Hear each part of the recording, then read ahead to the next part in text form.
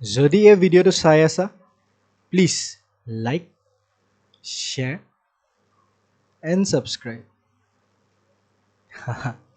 Hello' guys welcome to PCS gurukul আমি পঢ়ি আছোঁ ইণ্ডিয়ান পলিটি ফৰ APSC মই এই কথাটো ক'বলগীয়া হ'ল বিকজ অলপ বেয়া দিন চলি আছে অ'কে চ' আমি আজি পঢ়ি আছোঁ লেকচাৰ নম্বৰ 10 য'ত আমি ফাণ্ডামেণ্টেল ৰাইটছ পাৰ্ট 7 পঢ়িম তাত আমি দুটা ৰাইট পঢ়িম এটা হ'ল কালচাৰেল ৰাইটছ আৰু এটা এডুকেশ্যনেল ৰাইটছ অ'কে চলো চলো চলো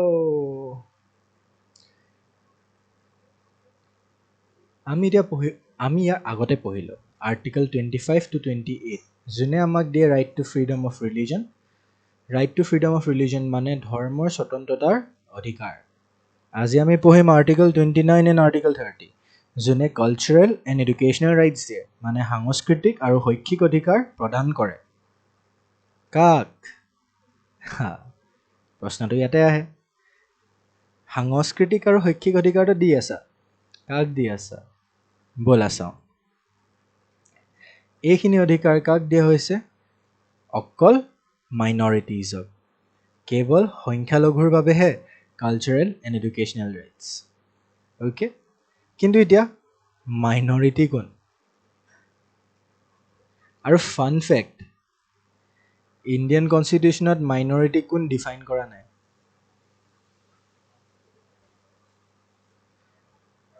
জানানে মাইনৰিটি কোন ইণ্ডিয়ান কনষ্টিটিউশ্যনত মেনশ্যনডে নাই সেইটো কাৰণে বহুতখিনি সুপ্ৰিম কোৰ্ট ৰুলিং এক্সেট্ৰা লাগি মেলি আমি এতিয়া গম পালোঁ যে মাইনৰিটি দুই প্ৰকাৰৰ ক'ত ভাৰতত এটা প্ৰকাৰৰ মাইনৰিটি হ'ল ৰিলিজিয়াছ মাইনৰিটি এটা প্ৰকাৰৰ মাইনৰিটি হ'ল লিংগুইষ্টিক মাইনৰিটি মানে ধৰ্মীয় সংখ্যালঘু আৰু ভাষিক সংখ্যালঘু এতিয়া প্ৰশ্নটো আকৌ আহে ধাৰ্মিক সংখ্যালঘু কোন হয় ভাষিক সংখ্যালঘু কোন বা হয় চ' সেই ছেইম ৰুলিংছবোৰতে এইবোৰ ওলালে যে মুছলিমছ খ্ৰীষ্টিয়ানছ জেইনছ শিখছ বুদ্ধিষ্ট এণ্ড পাৰ্চী মানে হিন্দুইজিম বাহিৰে এভৰি মেজৰ ইণ্ডিয়ান ৰিলিজন আমাৰ ৰিলিজিয়াছ মাইনৰিটিত পৰে ঠিক আছে যোনে হিন্দুইজিম বাহিৰে কিবা বেলেগ ইণ্ডিয়ান চেণ্ট্ৰিক ৰিলিজন ফ'ল' কৰে তাহাঁতি ৰিলিজিয়াছ মাইনৰিটিজৰ আণ্ডাৰত পৰি যায় and the next is linguistic minorities linguistic মাইনৰিটিৰ কাৰণে ক'লে যে এইটো ষ্টেটৰ ওপৰত ডিপেণ্ড কৰিব কাৰণ অসমত যোনখিনি লিংগুইষ্টিক মাইনৰিটি হয় বেংগলত তাহাঁতি নহ'বও পাৰে কি ক'লে চাওঁ আহা ক'লে যে every state has a majority language যোনটো লেংগুৱেজ চবতছে বেছি কোৱা যায় যেনেকৈ অসমত অসমীয়া হয় ন তো কৈছে যে বাকী যিকোনো ভাষা হয় যোন মানুহে কয় তাহাঁতকে আমি লিংগুইষ্টিক মাইনৰিটি বুলি ধৰোঁ মানে ভাষিক সংখ্যালঘু যেনেকৈ অসমত তুমি ক'ব পাৰা বেংগলী বড়ো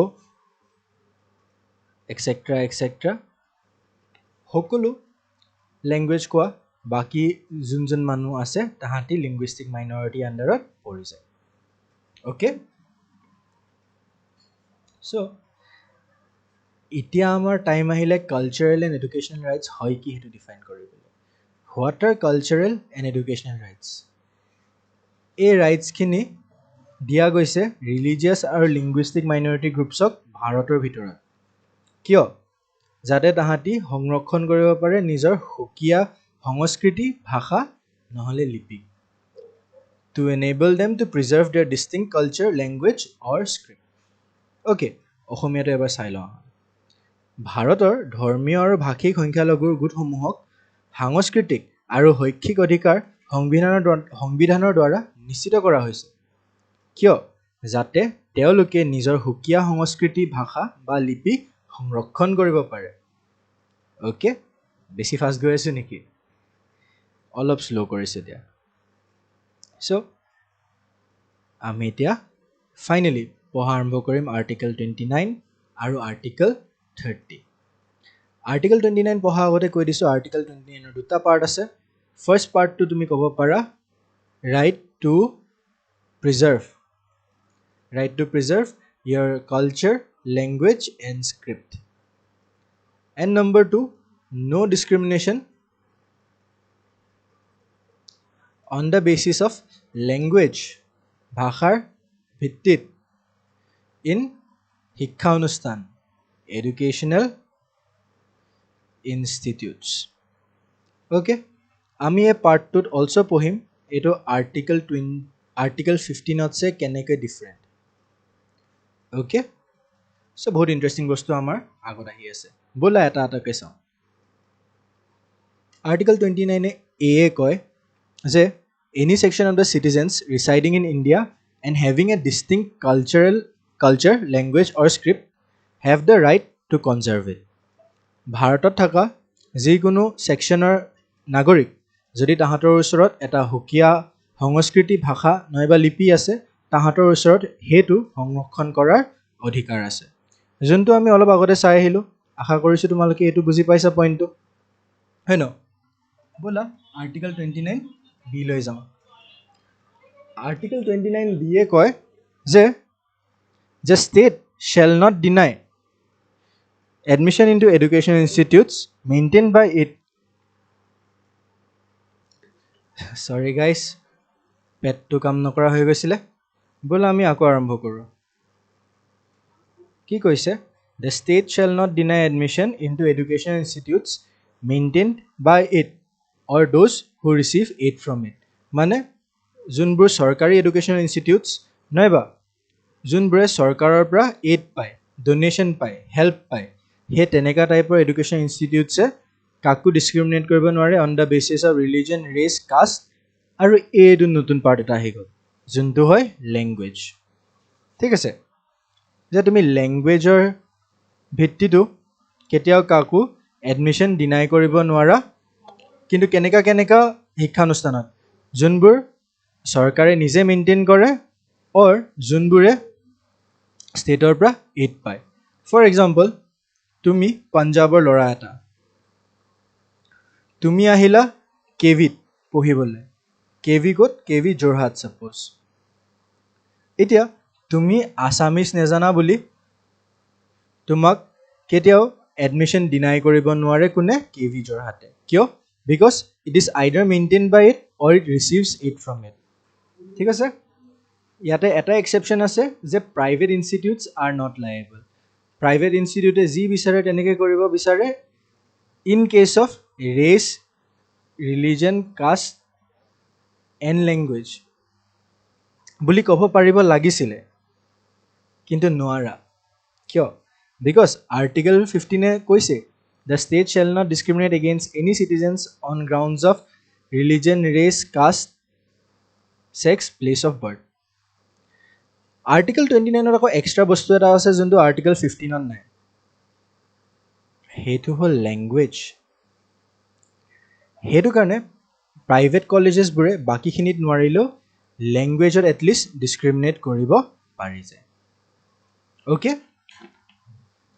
চ' আমি আৰ্টিকল 29 পাৰ্ট এ আৰু পাৰ্ট বি পঢ়িলোঁ. এতিয়া আমি পঢ়িম আৰ্টিকল 30. আৰ্টিকল 30ত কি কৈছে? All minority groups, religious minority হওক নাইবা লিংগুইষ্টিক মাইনৰিটি হওক, they have the power to set up, maintain, organise and maintain education institutes. তাহাঁতৰ ওচৰত অধিকাৰ আছে, ভাষিক সংখ্যালঘু হওক নাইবা ৰিলিজিয়াছ সংখ্যালঘু হওক, তাহাঁতৰ ওচৰত অধিকাৰ আছে কি কৰা? স্থাপন কৰা, ৰক্ষণাবেক্ষণ কৰা, সংগঠিত কৰা আৰু পৰিচালনা কৰা. কাক? শিক্ষানুষ্ঠান অফ দেয়াৰ অ'ন প্ৰেফাৰেঞ্চ. ঠিক আছে, আৰ্টিকল 29 আমাক কি কৈছিলে? কনজাৰ্ভ কৰিব ৰাইট দিছোঁ মই, কালচাৰ, লেংগুৱেজ এণ্ড স্ক্ৰিপ্ট. আৰু নেক্সটত কি কৈছে? ডিছক্ৰিমিনেশ্যন নহ'ব on the basis of language. Article 39 ক'লে এডুকেশ্যন ইনষ্টিটিউটছ খোলাত কোনো আপত্তি নাই, একদম গ্ৰীণ ছিগনেল. অ'কে, এতিয়া সুধিবলগীয়া কথা যে আৰ্টিকল 30 আমাক এডুকেশ্যন ইনষ্টিটিউটছ খুলিবলৈ ছেপাৰেট ৰাইটটো কিয় দিলে? ইয়াৰ আনচাৰটো এইটোৱে যে তুমি যদি কোনোবা এটা ভাষা, এটা লিপি নাইবা এটা সংস্কৃতি সংৰক্ষিত কৰিব খুজিছা, সবতছে ইজিয়েষ্ট ৱে হয় এটা শিক্ষানুষ্ঠান খোলা য'ত তুমি সেই ভাষা লিপি নাইবা সংস্কৃতি সংৰক্ষণ কৰিব পাৰা বুজিছা সেইটো কাৰণে আৰ্টিকল 30 আমাক একচুয়ালি আৰ্টিকল 30 আমাক কি কৰে হেল্প কৰে preservation of our culture script and language ঠিক আছে সো মই আশা কৰিছোঁ তোমালোকে আৰ্টিকল 29 আৰু আৰ্টিকল 30 ভালছে বুজি পালা নেক্সট ক্লাছত আমি ৰাইট টু কনষ্টিটিউচনেল ৰেমেডিজ পঢ়িম যদি তোমালোকে ক্লাছটো ভাল পাইছা please like share and subscribe মোৰ বহুত ভাল লাগিব চলো বাই বাই